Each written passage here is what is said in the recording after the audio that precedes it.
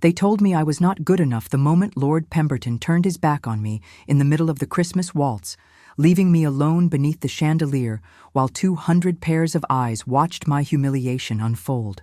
I stood there in my borrowed gown, my cheeks burning, my hands trembling, and I understood with perfect clarity that a woman without fortune or family has no place in the glittering world of the London season, no matter how well she plays Chopin or how many languages she speaks.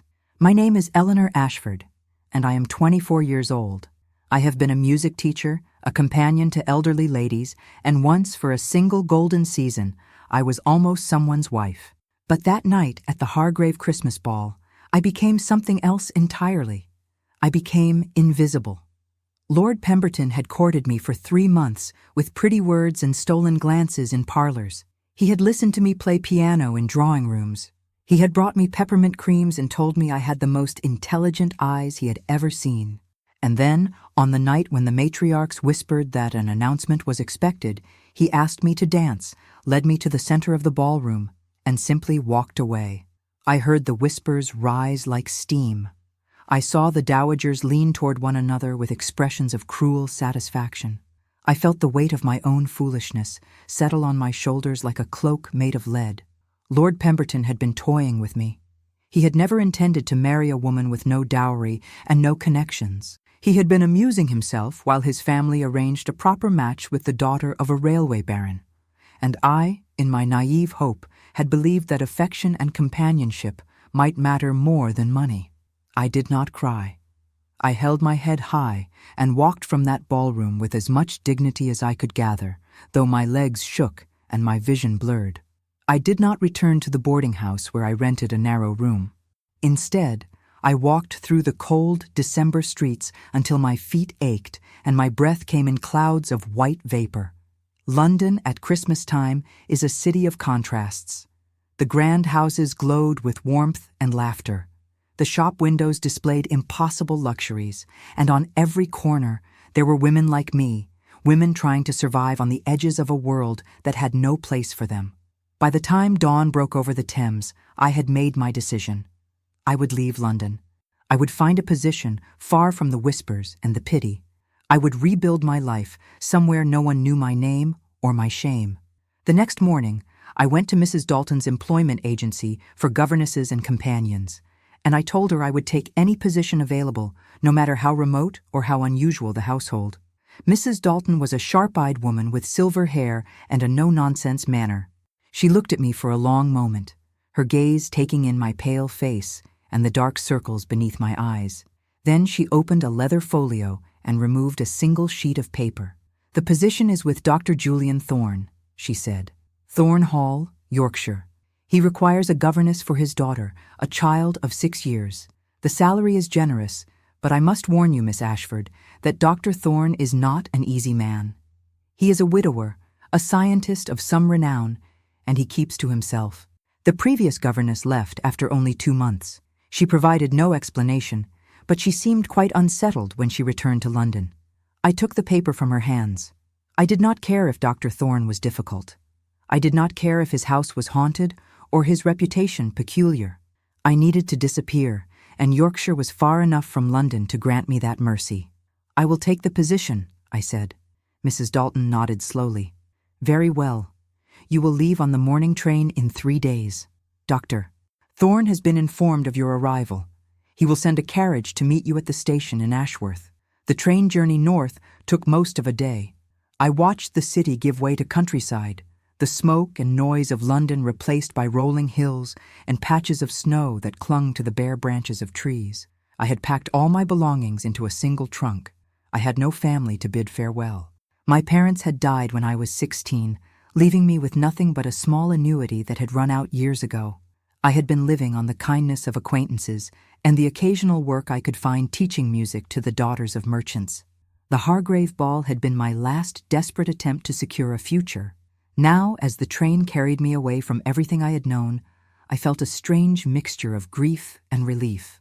The station at Ashworth was a small stone building surrounded by fields of dormant crops and skeletal hedgerows. The wind was bitter and sharp, carrying the scent of wood smoke and frozen earth. I stepped onto the platform with my trunk, My cloak pulled tight around my shoulders, and I looked for the carriage Mrs. Dalton had promised. It arrived moments later, a black coach drawn by 2 gray horses. The driver was an older man with a weathered face and kind eyes. He tipped his hat to me and helped me load my trunk without speaking. I climbed inside, and the carriage began to move. The road to Thorn Hall wound through dense woods and past stone walls covered in moss. The landscape was beautiful in a stark, melancholy way. I saw no other houses, no signs of neighbors or villages. The isolation was absolute. After nearly an hour, the trees opened, and I saw the house for the first time. Thorn Hall was a sprawling manor built of dark stone, with tall windows and ivy climbing its walls. It sat at the top of a low hill, surrounded by gardens that had gone wild with winter. Smoke rose from several chimneys, and the windows glowed with lamplight. But there was something austere about the place, something that suggested a household more focused on work than comfort. The carriage stopped before the front entrance. The driver opened the door for me, and I stepped down onto the gravel drive. The wind tugged at my skirts and sent dead leaves skittering across the path. I was about to ask the driver where I should go when the front door opened, and a woman appeared. She was perhaps 50, dressed in a plain gray dress with a white apron. Her hair was pulled back in a severe bun, and her expression was cautious, but not unkind. "Miss Ashford," she said. "I am Mrs. Greaves, the housekeeper. Welcome to Thorn Hall." "Thank you," I replied, trying to keep my voice steady. Mrs. Greaves gestured for me to follow her inside. The entrance hall was dimly lit, with dark wood paneling and a grand staircase that curved upward into shadow. I saw a few pieces of fine furniture, a long mirror, and several closed doors leading to other rooms. The air smelled faintly of beeswax and something metallic, like copper or iron. "Dr. Thorne is in his workshop," Mrs. Greaves said as she led me toward the stairs. "He asked that I show you to your room and introduce you to Miss Iris. He will meet with you this evening." I nodded, though my heart had begun to beat faster. I had expected to meet my employer immediately. The fact that he was occupied, that he had delegated my arrival to the housekeeper, suggested a man deeply absorbed in his own pursuits. We climbed the stairs to the second floor, then continued down a long hallway lined with portraits of stern-faced men and women in old-fashioned dress. Mrs. Greaves stopped before a door near the end of the corridor and opened it. "This will be your room," she said. It was a modest chamber but clean and well-appointed. There was a bed with a quilted coverlet, a wardrobe, a washstand, and a small writing desk near the window. I crossed to the window and looked out. The view was of the back gardens and the woods beyond.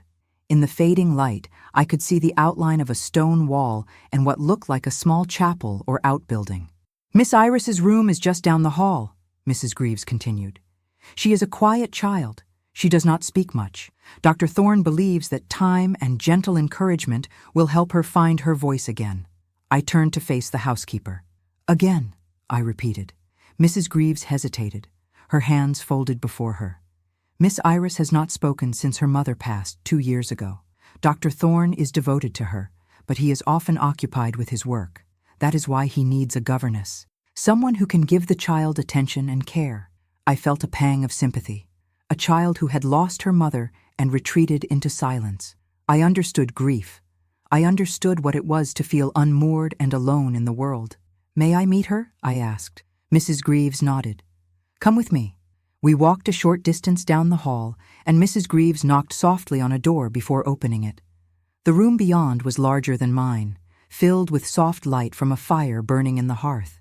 There were shelves of books, a rocking horse, and a small table set with a tea service for dolls. And in the center of the room, seated on the floor, with a picture book open in her lap, was a little girl. She had dark curls that fell to her shoulders and pale skin dusted with freckles. She wore a simple blue dress with white lace at the collar. Her eyes, large and gray, lifted to look at me, and I saw in them a startling intelligence and a deep, quiet sadness. "Miss Iris, Mrs. Greaves said gently, "This is Miss Ashford. She has come to be your new governess." The child said nothing. She simply looked at me, her expression serious and watchful. I knelt down so that I was at her level. "Hello, Iris," I said softly. "I am very pleased to meet you. I have come from London, and I hope we will become good friends." Iris blinked slowly. Then, after a long moment, she closed her book and stood. She walked toward me with careful, measured steps, and she reached out to touch the edge of my cloak. Her fingers were small and cold. She looked up at me, and I saw something flicker in her eyes. Not fear, not suspicion, something closer to hope. I smiled at her. "I think we are going to get along very well," I said. Mrs. Greaves cleared her throat. "I will leave you to settle in, Miss Ashford. Supper will be served at 7. Dr. Thorne will join you in the dining room." "Thank you," I said. After Mrs. Greaves left, I stayed with Iris for a while. I did not try to force conversation. I simply sat beside her on the floor and looked at the pictures in her book. It was a volume of fairy tales, beautifully illustrated with images of forests and castles and enchanted creatures. Iris turned the pages slowly, her fingers tracing the edges of the drawings. Once she glanced at me, and I thought I saw the faintest hint of a smile. When the clock in the hallway chimed 6, I stood and told Iris I would see her again soon. She nodded, and I left her room feeling as though I had passed some invisible test. I returned to my own chamber and changed into a clean dress, brushing my hair and pinning it neatly. My hands shook slightly as I worked. I was about to meet Dr. Julian Thorne, the man who had hired me sight unseen, the man whose household held secrets I did not yet understand. At 7 o'clock, I made my way downstairs. A maid directed me to the dining room, a long, elegant space with a polished table and tall windows draped in heavy curtains. A fire burned in the hearth, casting warm light over the room. And at the head of the table, standing with his back to me, was a man. He turned as I entered, and I felt my breath catch. Dr. Julian Thorne was perhaps 35, tall and lean, with dark hair that fell across his forehead and sharp, intelligent features. His eyes were a startling shade of blue, the color of winter sky, and they fixed on me with an intensity that made me feel suddenly exposed. He wore a simple black suit, well-tailored but austere, and there was a weariness in his posture, as though he carried a weight no one else could see. "Miss Ashford," he said. His voice was low and measured. "Thank you for coming. Please sit." I took a seat across from him, my heart pounding. He did not smile. He did not offer pleasantries. He simply poured wine into 2 glasses and set one before me. "I hope your journey was not too difficult," he said. "It was fine, thank you." He nodded. "Mrs. Greaves tells me you have met Iris." "Yes. She is a beautiful child." His expression softened, just barely. "She is, and she is intelligent. But as you have no doubt been told, she does not speak. I have consulted physicians. They assure me there is no physical cause.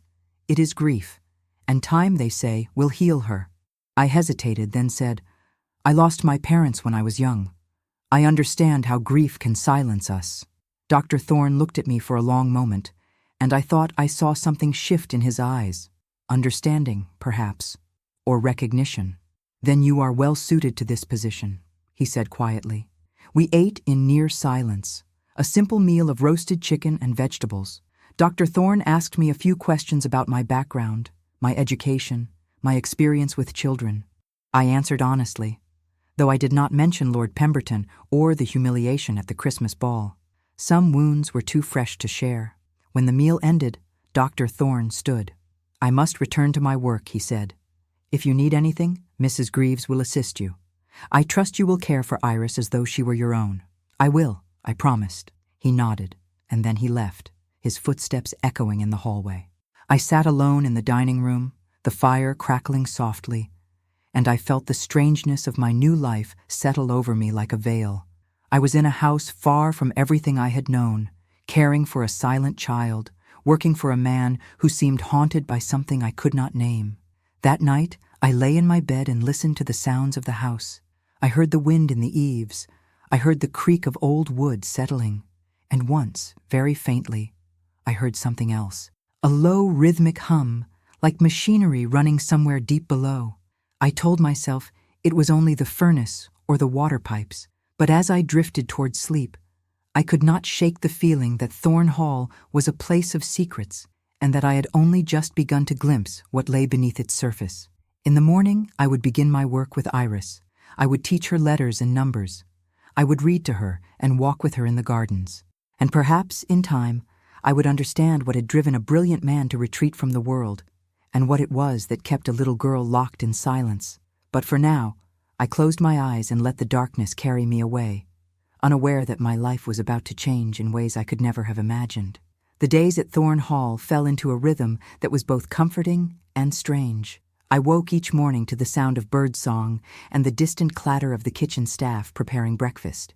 I would dress and go to Iris's room, where I would find her already awake, sitting by the window with a book or a doll, waiting for me with that same watchful, intelligent gaze. She was a remarkably easy child to care for. She ate her meals without fuss, kept her room tidy, and followed my gentle instructions with a willingness that suggested she craved structure and attention. We spent our mornings in the nursery, where I taught her letters and numbers using picture cards and games. Iris could not speak, but she could read simple words, and she communicated with me through nods and shakes of her head, through the way she pointed at pictures, through the expressions that flitted across her delicate face. In the afternoons, when the pale winter sun broke through the clouds, we would walk in the gardens. Iris loved the outdoors. She would run ahead of me along the gravel paths, her blue cloak streaming behind her, and she would stop to examine fallen leaves or watch the robins that hopped among the bare branches. Once she found a smooth white stone near the old chapel, and she brought it to me with such solemnity that I understood it was a gift. I slipped it into my pocket and thanked her, and I saw her smile, a small, fleeting thing, but real. Dr. Thorne remained elusive. I saw him only at supper, and even then, he was often distracted, his mind clearly occupied with thoughts far from the dining room. He would ask after Iris, and I would report on her progress, and he would nod and thank me in that quiet, measured way of his. But there was a distance between us, a wall I could not breach. He was polite, even kind, but he never lingered. He never asked about my life before Thorn Hall. He never invited conversation beyond the necessities of my position. And yet, I found myself thinking about him. There was something compelling in his intensity, in the way his eyes would focus on me as though he were trying to read the truth beneath my words. I wondered what kind of man he had been before grief and isolation had marked him. I wondered what it was that kept him locked away in his workshop for hours each day, emerging only for meals and the occasional visit to Iris's room, where he would sit beside her and stroke her hair while she leaned against him in silent trust. It was Mrs. Greaves who told me more about the late Mrs. Thorne. We were in the kitchen one afternoon, where I had gone to fetch a tray of tea and biscuits for Iris, and the housekeeper, perhaps sensing my curiosity, spoke in a low voice while we waited for the kettle to boil. She was a lovely woman, Mrs. Greaves said. Catherine. She came from a good family in Manchester, and she married Dr. Thorne when she was very young. He adored her. Everyone could see it. He would have done anything for her. What happened to her? I asked gently. Mrs. Greaves's expression grew troubled. She died 2 years ago, just after Christmas. It was sudden. An illness, they said, though the doctors could not agree on the cause. She was weak one day and gone the next. Dr. Thorne was devastated. He locked himself in his workshop for weeks. He would not eat, would not sleep. And Miss Iris, poor child, she stopped speaking the night her mother passed. She has not said a word since. I felt a chill run through me. How terrible, I murmured. Mrs. Greaves nodded. Dr. Thorne changed after that. He threw himself into his work. He has always been a scientist, you understand, but now it is an obsession. He works through the night.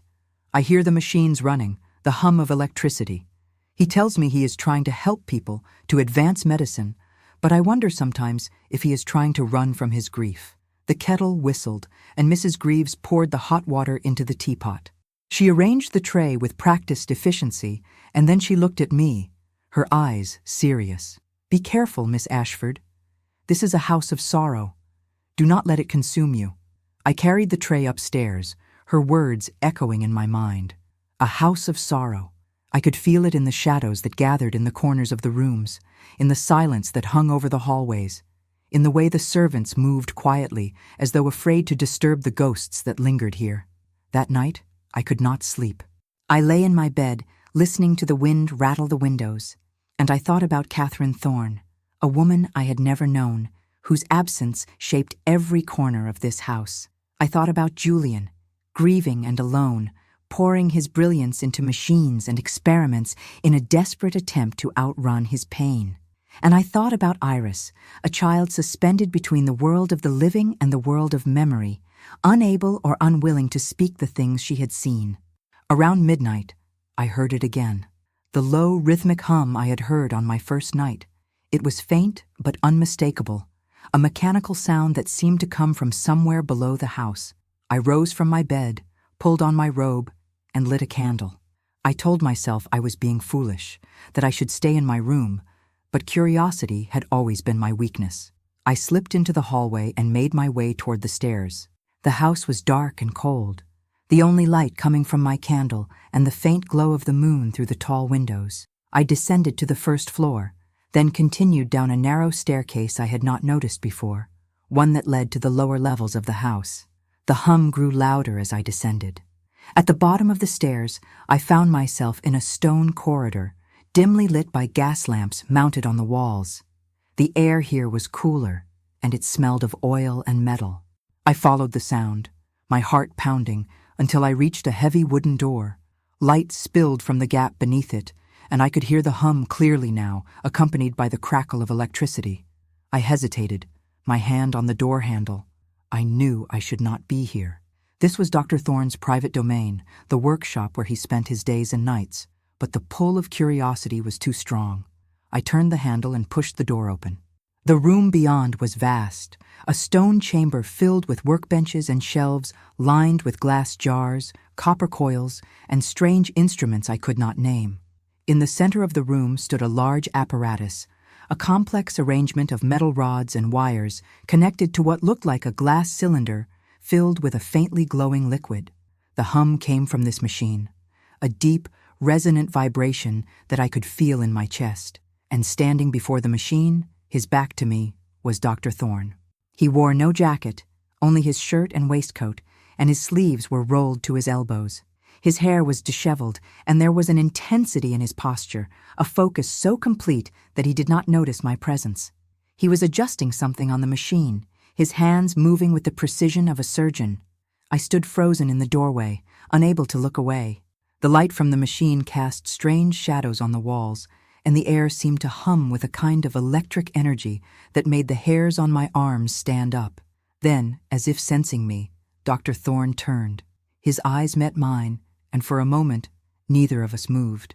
His expression was unreadable, a mixture of surprise and something darker, something that might have been anger or fear. "Miss Ashford," he said, his voice low, "what are you doing here?" It was not a question. It was an accusation. I felt my face flush. "I am sorry. I heard a noise, and I was curious. I should not have intruded." He crossed the room toward me with quick, purposeful strides, and I took an instinctive step back. But he did not touch me. He simply stood before me, his jaw tight, his eyes blazing. "This is my workshop," he said. "It is private. You have no business here." "I know," I said, struggling to keep my voice steady. "I apologize." For a moment, he said nothing. Then, slowly, the tension in his shoulders eased. He looked away, running a hand through his hair, and when he spoke again, his voice was quieter, almost weary. "I work late. The machines can be loud. I should have warned you." "What are you working on?" I asked, unable to stop myself. He looked at me, and I saw something flicker in his eyes. Hesitation, perhaps, or the desire to share a burden he had carried alone for too long. "I am trying to understand life," he said finally. "The mechanisms that sustain it. The boundaries between the living and the dead. Medicine is still so primitive, Miss Ashford. We lose people to illnesses we do not understand, to injuries we cannot repair. I believe that science, properly applied, could change that. I believe we could save lives that are currently deemed beyond saving." His words were passionate, but there was something desperate in them, something that suggested this was not just about science. This was personal. "Is that why you work so hard?" I asked gently. "Because of your wife." His expression closed, like a door slamming shut. "That is not your concern." I bowed my head. "Of course, forgive me." He was silent for a moment, and then he sighed. "You should return to your room, Miss Ashford.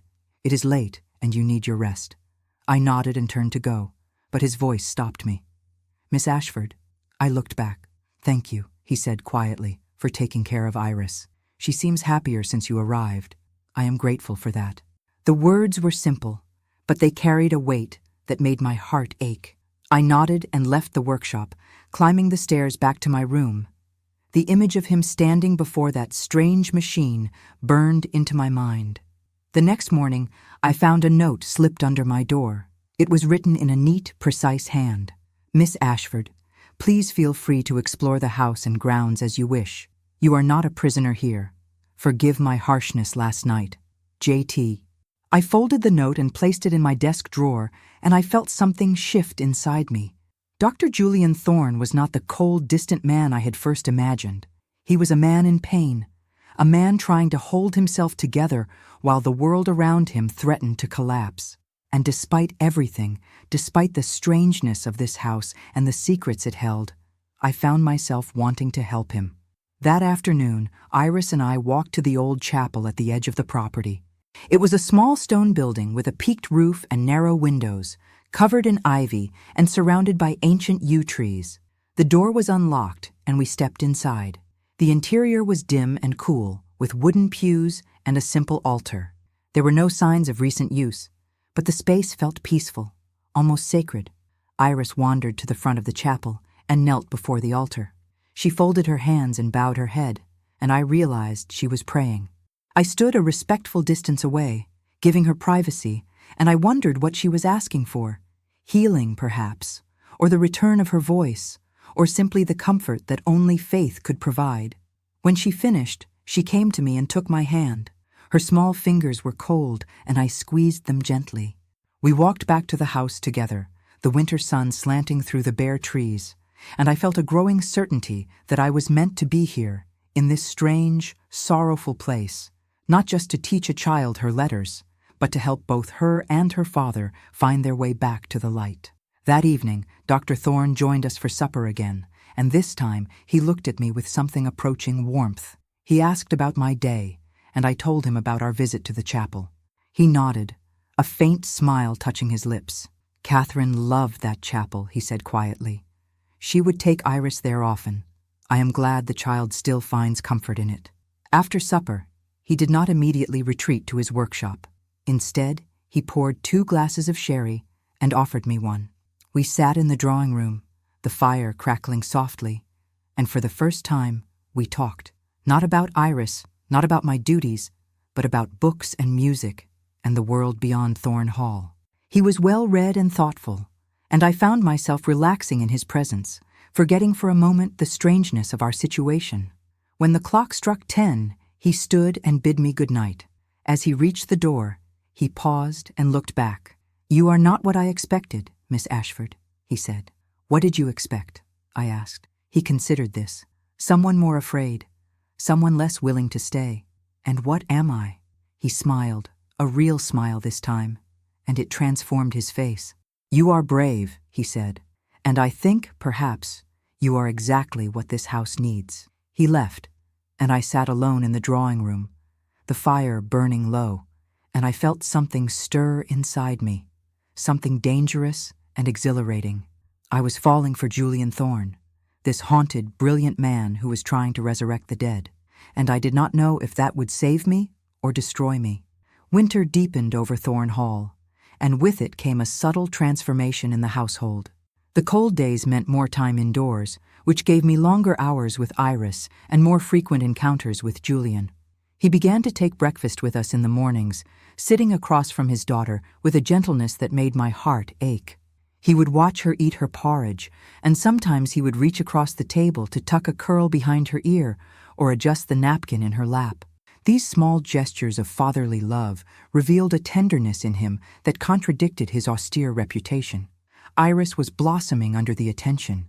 Though she still did not speak, she had begun to hum softly while she played, a wordless melody that suggested she was finding her way back to some place of inner peace. She would bring me her drawings, elaborate sketches of flowers and birds and imaginary castles, and I would praise them and pin them to the wall of the nursery.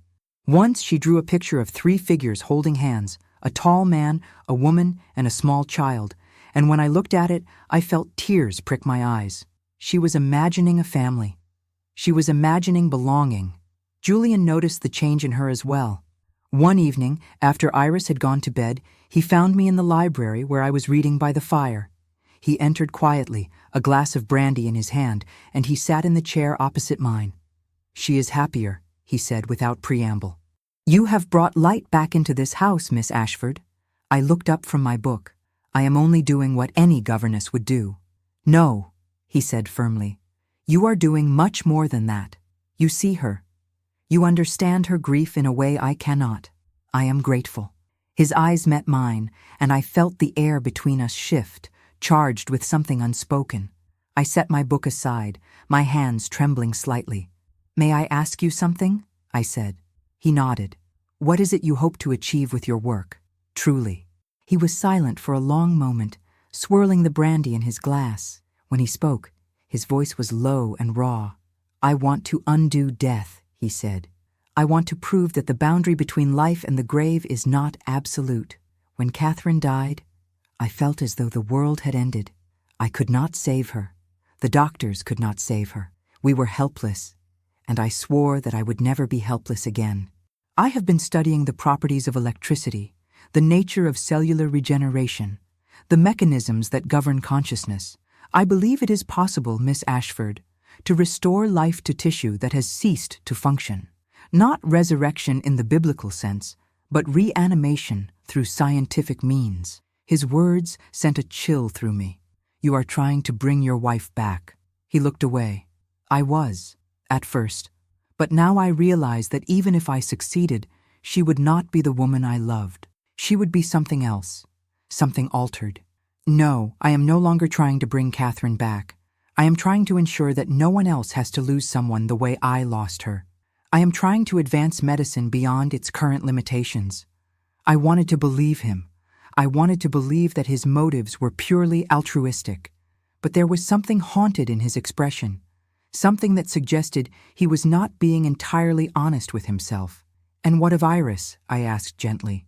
"What does she know of your work?" He shook his head. "Nothing. She is a child. I would not burden her with such things. But children see more than we realize," I said. "They understand more than we give them credit for." He met my gaze, and I saw a flicker of fear in his eyes. "What are you suggesting?" I hesitated, choosing my words carefully. "I think Iris knows something. Something about the night her mother died. I think it frightens her, and that is why she cannot speak." His face went pale. "That is impossible. She was asleep when Catherine passed. I made certain of it." "Are you sure?" I pressed. "Children wake in the night. They wander. They see things they are not meant to see." He stood abruptly, his hands clenched into fists. "This conversation is over, Miss Ashford. You overstep your bounds." He left the library, his footsteps echoing in the hallway, and I sat alone, my heart pounding. I had struck a nerve. I had touched upon a truth he did not want to face. And now I was more certain than ever that Iris held the key to understanding what had truly happened in this house. The next day, I found Iris in her room, seated at her small table with a cup of tea and a biscuit. She looked up as I entered, and I saw something in her eyes, a question, a plea. I crossed to her and knelt down so that we were at eye level. "Iris," I said softly, "I need you to know that you are safe here. Whatever you saw, whatever you remember, you can trust me. I will not let anyone hurt you." She stared at me, her gray eyes wide and solemn.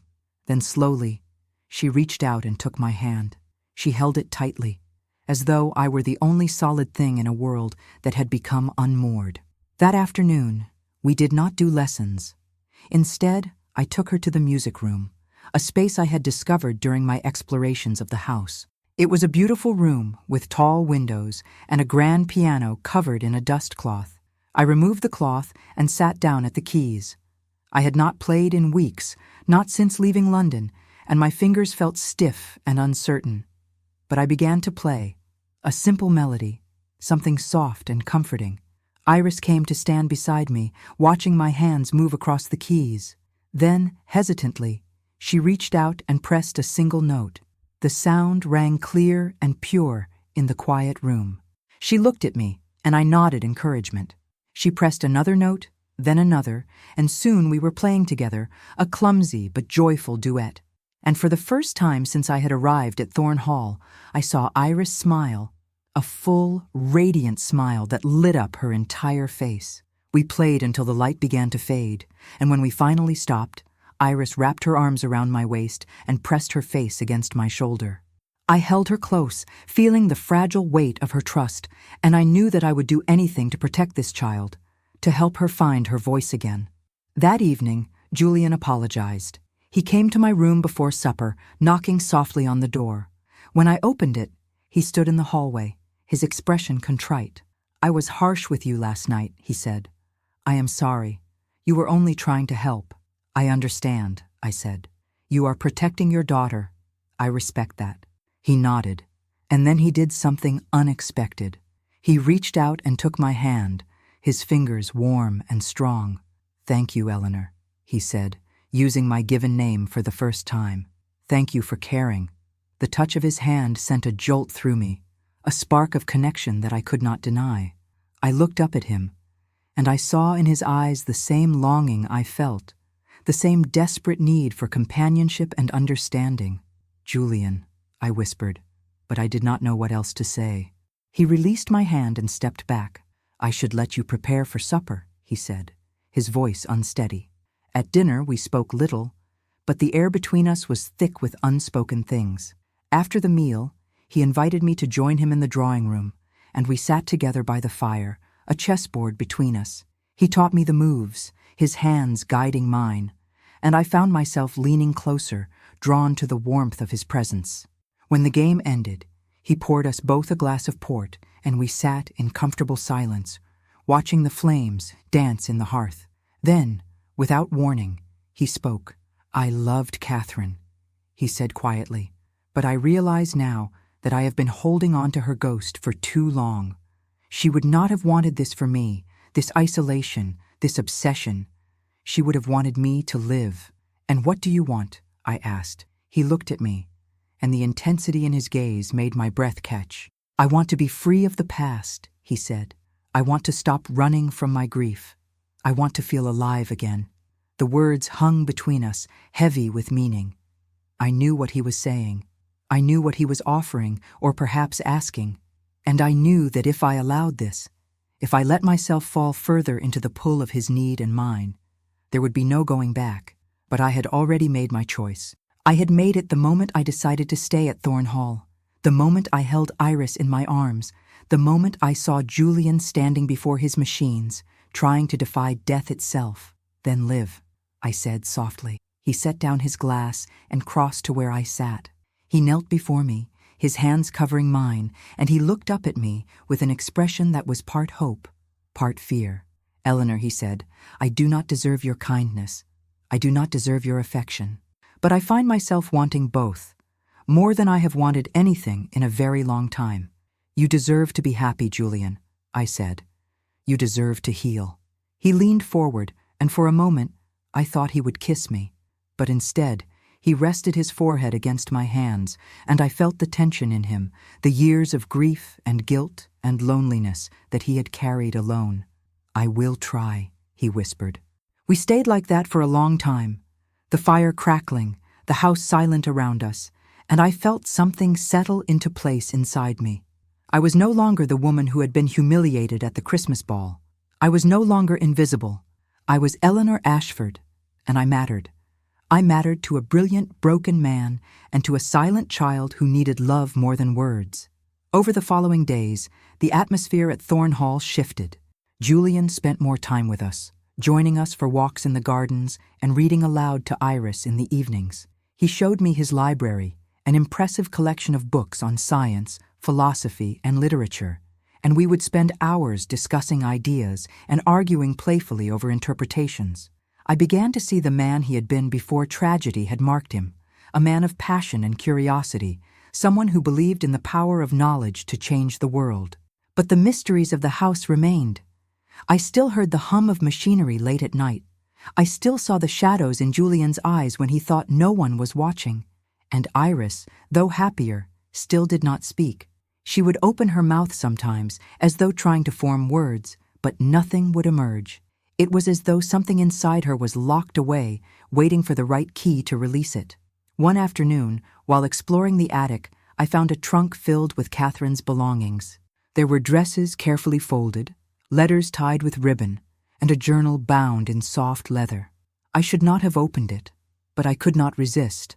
I sat on the dusty floor and read her words, her thoughts from the months before her death. She wrote of her love for Julian, of her pride in his work, but also of her growing concern. "He is working too hard," she wrote. "He speaks of things I do not understand, of experiments that disturb me. He tells me he is trying to help people, but I fear he is driven by something darker, something desperate. I asked him to stop, to rest, but he will not listen. I am afraid, not for myself, but for him. I am afraid he will lose himself in his quest for answers." The entries grew more fragmented toward the end. She wrote of feeling weak, of headaches and dizziness, of doctors who could not diagnose her illness. And then, in the final entry, dated 2 days before her death, she wrote something that made my blood run cold. "I saw him in the workshop tonight. He did not know I was there. He was preparing something, a syringe filled with a glowing liquid. He looked so intent, so focused, and I wondered what he was creating. When he saw me, he seemed startled, almost guilty. He told me it was medicine, something to help with my symptoms. I wanted to believe him. I have always believed in him. But I am afraid." I closed the journal, my hands shaking. What had Julian given her? Had his experiments extended beyond the laboratory? Had he used his own wife as a subject, believing he could cure her, only to cause her death instead? I returned the journal to the trunk and descended from the attic, my mind racing. I wanted to confront Julian, to demand the truth, but I was afraid of what I might learn. I was afraid that the man I had come to care for, the man who held his daughter with such tenderness, might be responsible for a terrible mistake. That night, I could not sleep. I lay in my bed, staring at the ceiling, and I thought about Catherine's words. I thought about Iris's silence, and I thought about Julian, working alone in his workshop, driven by grief and guilt. Finally, I rose and made my way downstairs. I did not go to the workshop. Instead, I went to Iris's room. I pushed open the door quietly and found her asleep, her dark curls spread across the pillow, her face peaceful in the moonlight. I crossed to her bed and knelt beside it, and I whispered a promise. "I will find the truth, Iris. I will protect you, no matter what it costs." As if she could hear me, Iris stirred in her sleep. Her lips moved, and I leaned closer, straining to hear. She was murmuring something, a single word repeated over and over, so faint I almost missed it. "Mama." My heart broke. She was dreaming of her mother. She was reaching for a love that had been taken from her. And I knew, with absolute certainty, that I had to uncover what had happened the night Catherine Thorne died, not just for my own peace of mind, but for this child who deserved to know the truth and to be free of the shadows that haunted her. I did not confront Julian immediately. Instead, I watched and waited, gathering my courage and trying to understand the pieces of a puzzle that grew more complex with each passing day. I continued my duties with Iris, and she continued to flourish. We spent our mornings in the nursery, our afternoons walking the grounds or playing music together, and our evenings reading by the fire. She was a happy child now, content in the routine we had established, secure in the knowledge that she was loved and cared for. But I could not shake the words from Catherine's journal. I could not forget the image of Julian with that syringe, the glowing liquid, the look of guilt on his face when his dying wife discovered him. I needed to know the truth, and I knew there was only one way to find it. I had to search the workshop more thoroughly. I had to find evidence of what he had been working on, what he had given Catherine, and whether her death had been an accident or something darker. The opportunity came 3 days later. Julian received a telegram summoning him to London for a meeting with a colleague at the Royal Society. He would be gone for 2 days. He told me this at breakfast, his expression apologetic. "I am sorry to leave you alone," he said, "but this meeting is important. Dr. Hartwell has been reviewing my work, and he believes there may be an opportunity to present my findings to a wider audience." "That is wonderful," I said, forcing a smile. "Iris and I will be perfectly fine." He reached across the table and squeezed my hand. "I trust you completely, Eleanor." The guilt I felt at my deception was like a stone in my chest, but I nodded and watched him leave after breakfast, his traveling bag in hand, the carriage carrying him away down the long drive. That night, after Iris was asleep, I made my way to the workshop. I carried a lamp and a small notebook, and my heart hammered in my chest as I descended the stone stairs. The door to the workshop was unlocked, as though Julian had nothing to hide, or perhaps because he trusted that no one would dare enter his private domain. The room was exactly as I remembered it. The workbenches were covered with instruments and papers. The shelves were lined with jars containing specimens preserved in amber liquid. And in the center of the room stood the great machine, silent now, its glass cylinder empty and dark. I began to search systematically, opening drawers and examining the papers scattered across the workbenches. Most were filled with diagrams and equations I could not understand, notes on electrical currents and cellular structures, sketches of organs and tissues. But then I found a leather-bound ledger, tucked away in a locked drawer that I managed to open with a hairpin. The ledger was a record of experiments. Each entry was dated and meticulously detailed. I paged through it, reading descriptions of tests conducted on animal tissue, on samples of blood and bone, on hearts that had been stimulated with electricity to beat again after death. Julian's handwriting was precise, clinical, devoid of emotion. He was documenting his work with the detachment of a scientist, but as I read further, I began to see a pattern. The experiments were growing more ambitious. He was moving from simple tissue to complex organs, from short-term reanimation to sustained function. And then I found the entry that made my breath catch. December 10th. Subject, human, female, age 32, condition, terminal, diagnosis, uncertain. Symptoms include severe weakness, cognitive decline, respiratory distress. Traditional treatments have failed. With her consent, I administered Formula 7, a compound designed to stimulate cellular regeneration and halt the progression of tissue decay. Initial response was promising. Subject reported increased energy and clarity of thought. However, within 12 hours, adverse reactions occurred. Convulsions, fever, rapid deterioration. Subject expired at 3:42 in the morning. Cause of death, systemic failure. Formula 7 is unstable. Further refinement required. The date was 2 years ago, the date Catherine had died. I sat down heavily on a stool, the ledger trembling in my hands. Julian had experimented on his own wife.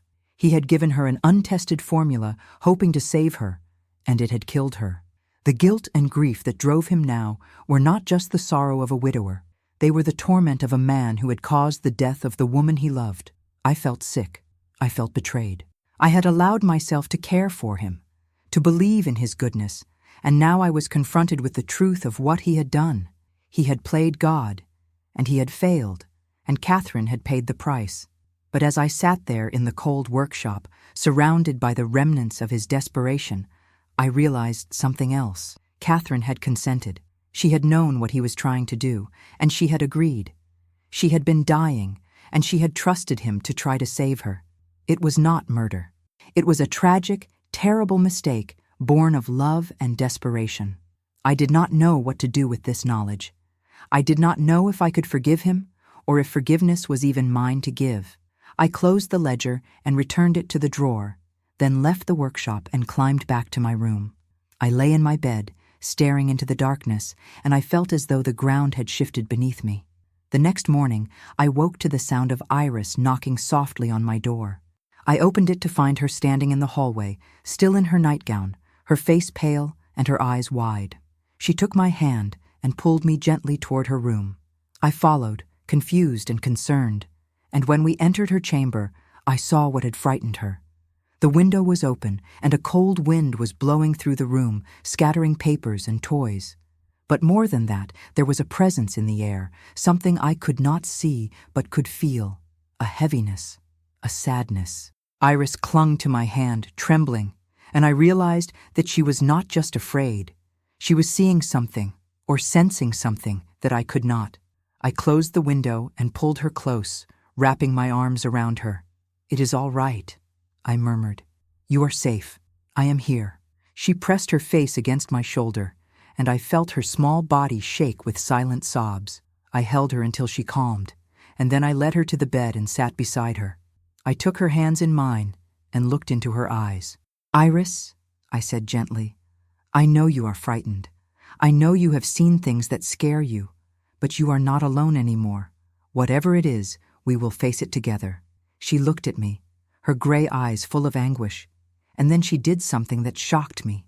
She opened her mouth, and she spoke. Her voice was hoarse and faint, as though it had not been used in a very long time, but the words were clear. "Mama did not leave," she whispered. "She is still here." I felt a chill run through me. "What do you mean, sweetheart?" "She is in the house," Iris said, her voice trembling. "I see her sometimes, in the hallways, in my room. She looks sad. She wants to tell me something, but I do not understand."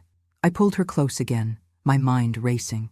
Was Iris seeing Catherine's ghost, or was this the product of a grieving child's imagination?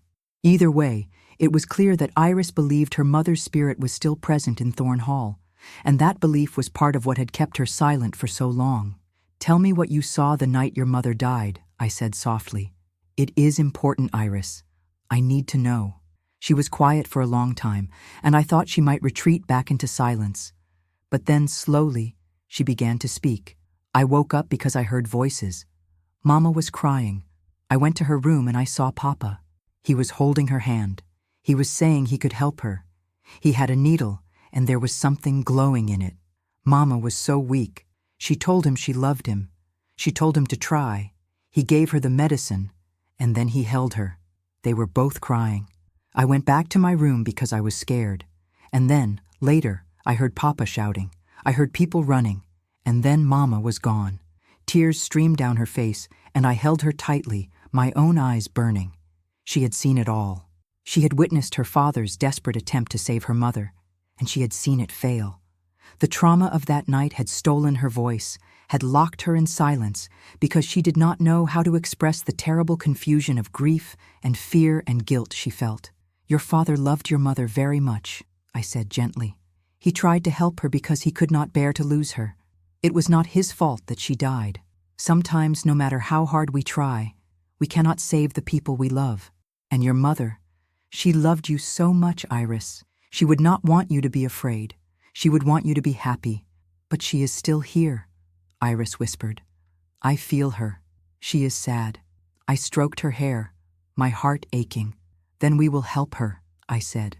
"We will help her find peace, and we will help your father too. He has been carrying this burden alone for too long."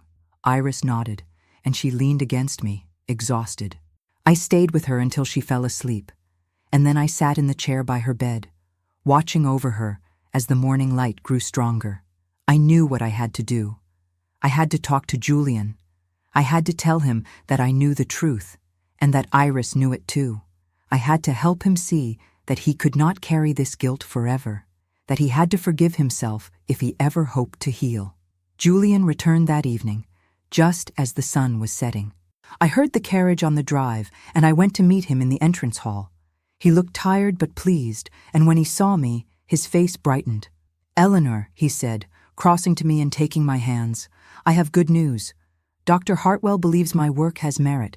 He wants to help me refine it, to present it to the medical community. This could be the beginning of something truly transformative." I looked at him, this brilliant, broken man, and I felt my resolve waver. But I knew I could not let this moment pass.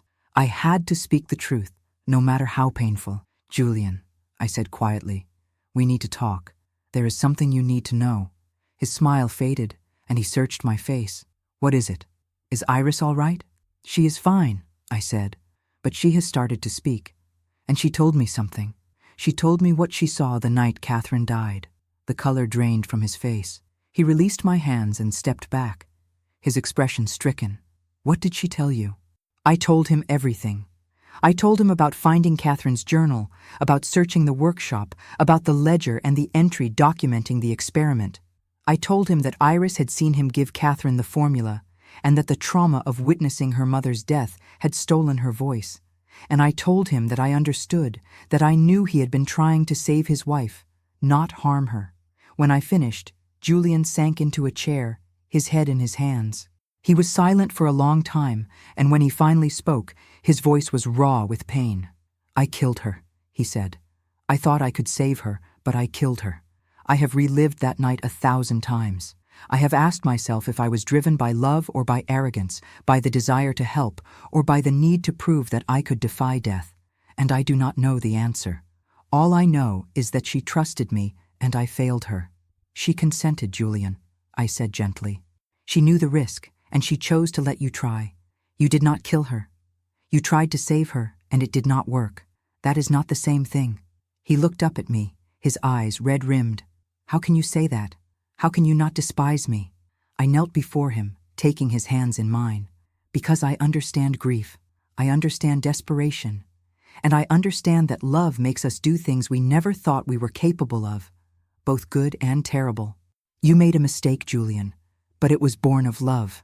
And you have punished yourself long enough. It is time to forgive yourself, for your sake and for Iris's." He stared at me, and I saw the walls he had built around his heart begin to crumble. He pulled me to him, wrapping his arms around me, and I felt him shaking. I held him as he wept, this man who had tried to conquer death and had been broken by his failure, and I whispered words of comfort and hope. When his tears subsided, he pulled back and looked at me, his hands framing my face. "You are extraordinary, Eleanor Ashford," he said. "You see the worst of me, and you do not turn away. How is that possible?" "Because I love you," I said simply. "I love you, Julian. And love means seeing the broken pieces and choosing to stay anyway." He kissed me then, a kiss full of desperation and gratitude, and the beginning of something new. It was a kiss that spoke of endings and beginnings, of grief acknowledged and hope rekindled. And when we finally drew apart, I saw in his eyes the first glimpse of peace he had known in years. "We must tell Iris that we know," I said. "We must help her understand that what she saw was not something to fear, but something to grieve, and then let go." He nodded. Together. That night we went to Iris's room. She was awake, sitting up in bed with her doll in her arms. When she saw her father, her eyes widened with fear, and I realized that she had been afraid of him, afraid of what he had done, afraid that loving him meant betraying her mother. Julian crossed to the bed and knelt beside it. He took Iris's small hand in his, and he spoke to her with a tenderness that made my heart ache. "Iris, my darling," he said, "I know you saw what happened the night Mama died. I know you have been frightened, but I need you to understand something. I loved your mother more than anything in the world. When she was sick, I tried to help her. I used my science to try to make her well, but it did not work, and she died. It was not your fault. It was not anyone's fault. It was just a terrible, sad thing that happened, and I am so sorry that you had to see it." Iris's eyes filled with tears. She looked at her father, and then at me, and then she spoke in that small, fragile voice. "I thought I did something wrong. I thought Mama left because of me."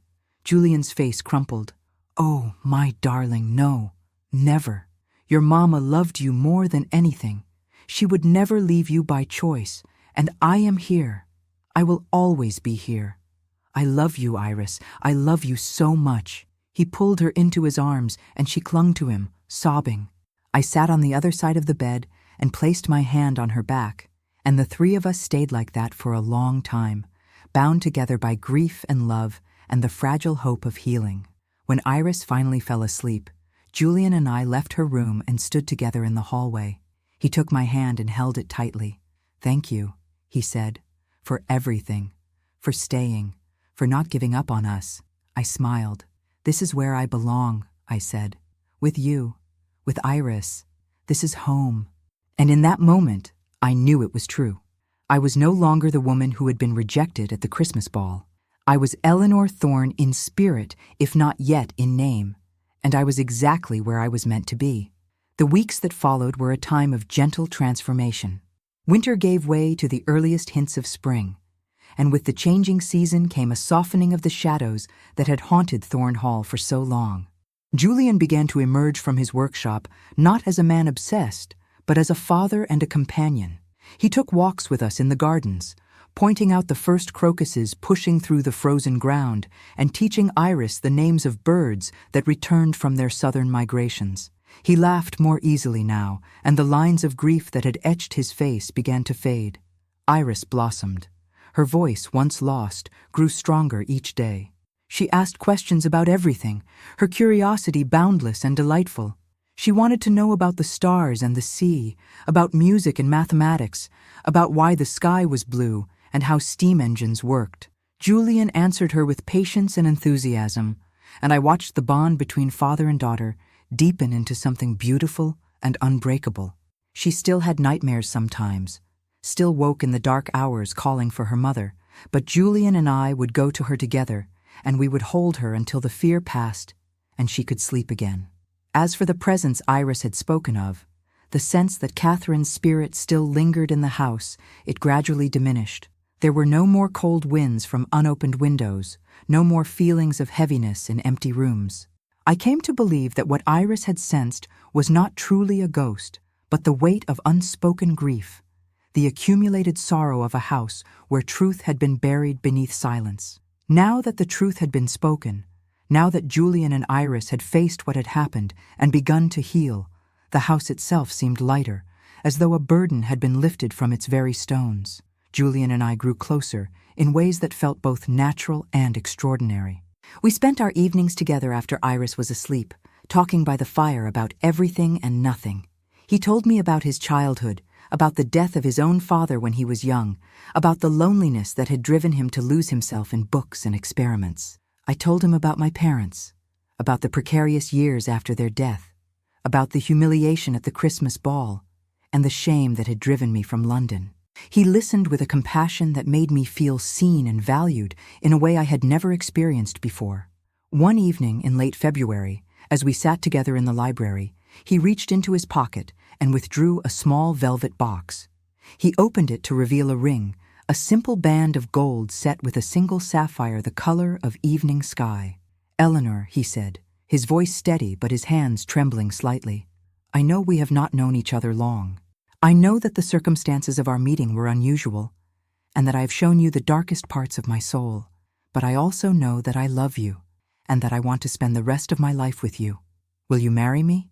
I looked at the ring, and then at him, and I felt tears slip down my cheeks. "Yes," I whispered. "Yes, Julian, I will marry you." He slipped the ring onto my finger, and then he kissed me with a tenderness that spoke of promises and hope and the beginning of a new life. When we drew apart, we were both smiling, and I felt as though my heart might burst with happiness. But there was one more thing that needed to happen before our future could truly begin. We needed to include Iris. We needed to make certain that she understood what this meant, and that she welcomed me not just as her governess, but as part of her family. The opportunity came a few days later. It was the 1st of March, and the weather had turned unseasonably warm. The snow had melted, and the gardens were alive with birdsong. Julian suggested we take a picnic to the old chapel, and I agreed. We packed a basket with bread and cheese and apples, and the three of us walked together through the grounds, Iris skipping ahead and then running back to take our hands. When we reached the chapel, we spread a blanket on the grass beside it and sat in the spring sunshine.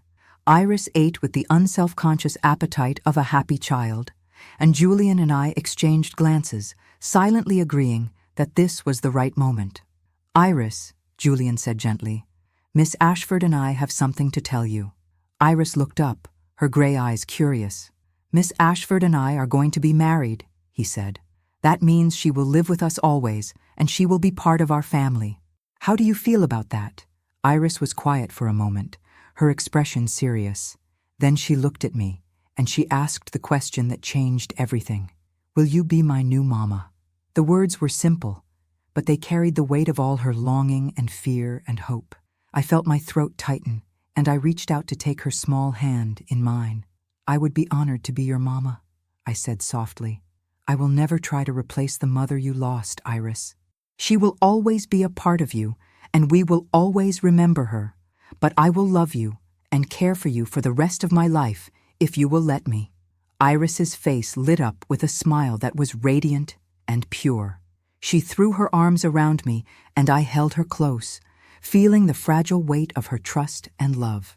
Julian wrapped his arms around both of us, and we stayed like that for a long time, the three of us bound together in the warm spring sunlight.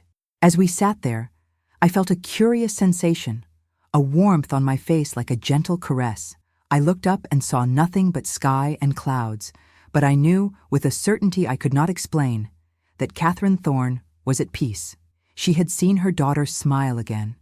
She had seen her husband find love and forgiveness, and she had let go of the world she could no longer inhabit, trusting us to care for the people she had loved most. "Goodbye, Catherine," I whispered silently. "Thank you for this gift. I will take care of them. I promise." The weeks passed in a blur of preparation. We decided to marry in the chapel, a small ceremony with only Mrs. Greaves and the household staff as witnesses. I had no family to invite, and Julian wanted the day to be intimate and meaningful rather than grand.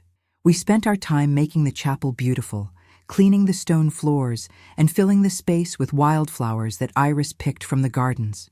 She was our most enthusiastic helper, arranging blooms in jars and practicing walking down the aisle with exaggerated solemnity that made us laugh. Julian also made a decision about his work. He came to me one evening and told me he had written to Dr. Hartwell, explaining that he would not be pursuing the more controversial aspects of his research. He would continue to study medicine and contribute to the advancement of science, but he would do so within ethical boundaries, and he would never again risk the kind of hubris that had led to Catherine's death. "I am a scientist," he said, "but I am also a man, a father, and soon a husband. I will not sacrifice the people I love for the sake of discovery. There are limits to what we should attempt, and I have learned that lesson too painfully to forget it." I was proud of him, and I told him so. "It takes great courage to turn away from ambition," I said, "but I think you have found something more valuable. You have found peace." He smiled and pulled me close. "I have found you," he said, "and that is worth more than all the discoveries in the world." As winter gave way fully to spring and March turned to April, the wedding day arrived. It was a morning of soft rain and pale sunlight, the kind of day that feels suspended between seasons. I dressed in a simple gown of ivory silk that Mrs.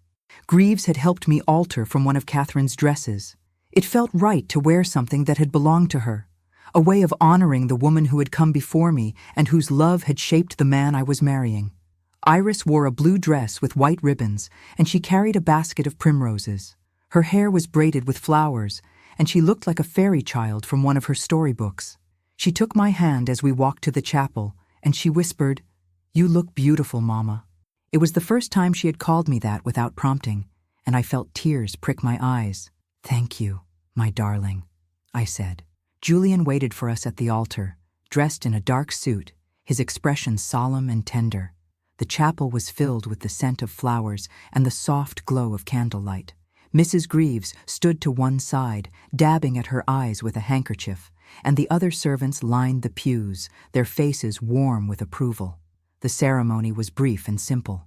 We spoke our vows in clear, steady voices, promising to love and honor each other through all the days of our lives. Julian slipped a gold band onto my finger to join the sapphire engagement ring, and I did the same for him. And when the minister pronounced us husband and wife, Julian kissed me with a gentleness that spoke of gratitude and devotion. Afterward, we walked back to the house together, the three of us hand in hand, and we celebrated with a small feast that Mrs. Greaves had prepared. There was laughter and music, and Iris played a simple tune on the piano that I had taught her, her small fingers finding the notes with increasing confidence. Julian and I danced in the drawing room, while Iris clapped her hands in delight. And for the first time in my life, I felt that I truly belonged somewhere, that I was not just tolerated or pitied, but genuinely loved and wanted. That evening, after Iris had gone to bed, Julian and I stood together at the window of our chamber, looking out over the gardens as the twilight deepened into night. He wrapped his arms around me from behind, and I leaned back against him, feeling the steady beat of his heart. "Are you happy?" he asked softly. "I am," I said. "More than I ever thought possible." He turned me to face him, his hands gentle on my shoulders.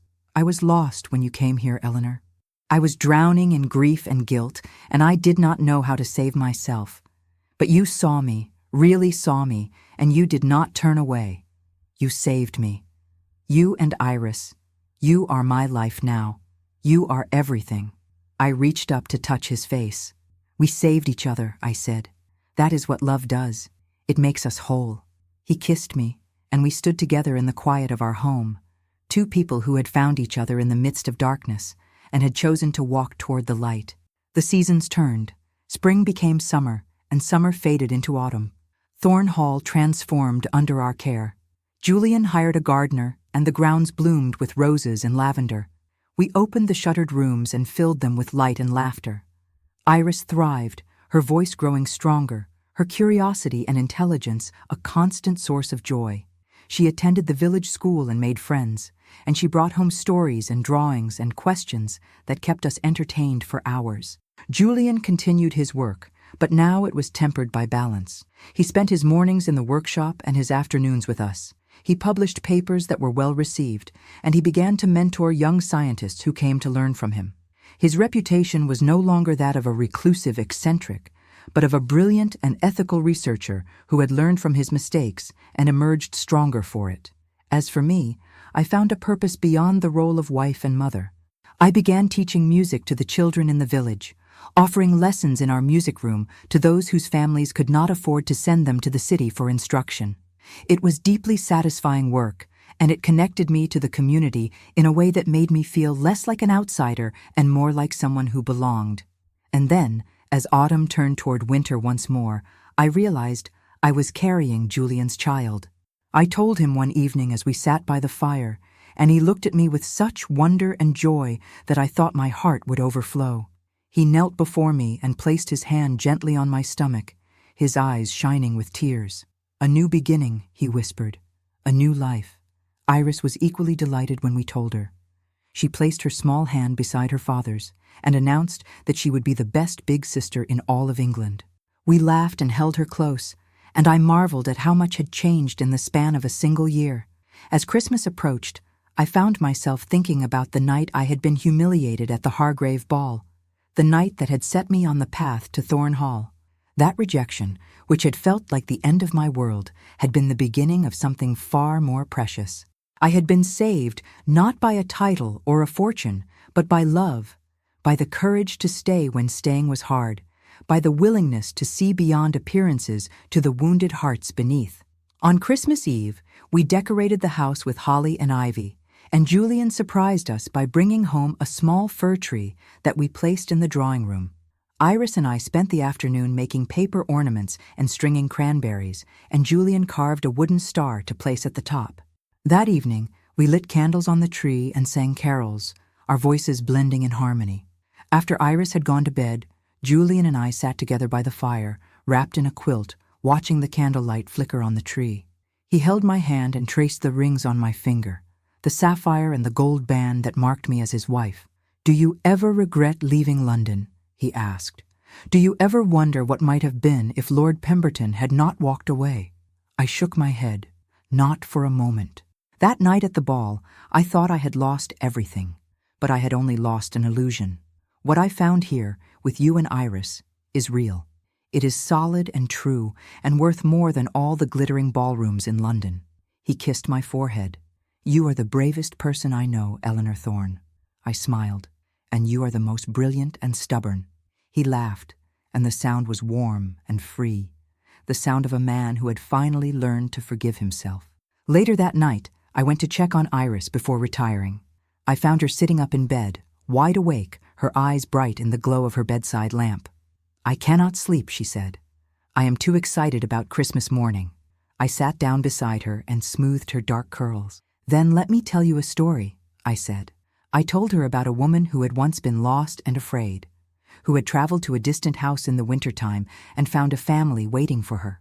I told her about a man who had made mistakes but had learned to love again, and about a little girl who had been brave enough to speak her truth and ask for what her heart needed most. And I told her that the greatest gift we can ever receive is not something wrapped in paper and ribbon, but the gift of belonging, of being seen and loved and chosen. Iris listened with her head on my shoulder, and when I finished, she whispered, "That is a beautiful story, Mama." "It is our story," I said. "Yours and mine and your father's, and it is far from over. There are many more chapters to come." She smiled and closed her eyes, and I stayed with her until her breathing deepened into sleep. Then I returned to my own chamber, where Julian waited for me. He pulled back the covers, and I slipped into bed beside him. He wrapped his arms around me, and I rested my head on his chest, listening to the steady rhythm of his heart. Outside, snow began to fall, soft and silent, covering the grounds in a blanket of white. Inside Thorn Hall, the fires burned warm, and the house was filled with peace. We had been broken, all three of us, but we had found each other in the wreckage, and together we had built something new. I had been rejected at the Christmas match, humiliated and cast aside. But that rejection had led me here, to a love deeper than I had ever imagined, to a child who called me Mama, to a home where I was not just tolerated but treasured. I had been given a second chance, and I had seized it with both hands. As I drifted toward sleep, held safe in Julian's arms, I whispered a prayer of gratitude for Iris, who had asked me to be her new mama and had taught me the true meaning of courage. For Julian, who had shown me that love is not about perfection, but about choosing to stay even when staying is hard. And for myself, for having the strength to walk away from what I thought I wanted and find what I truly needed. The snow fell softly outside, and in the warmth of Thorn Hall, our family slept. The past had been laid to rest. The future stretched before us, full of promise and hope. And I knew with absolute certainty that I was exactly where I belonged. This was my home. This was my family. This was my life, and it was more than enough. It was everything.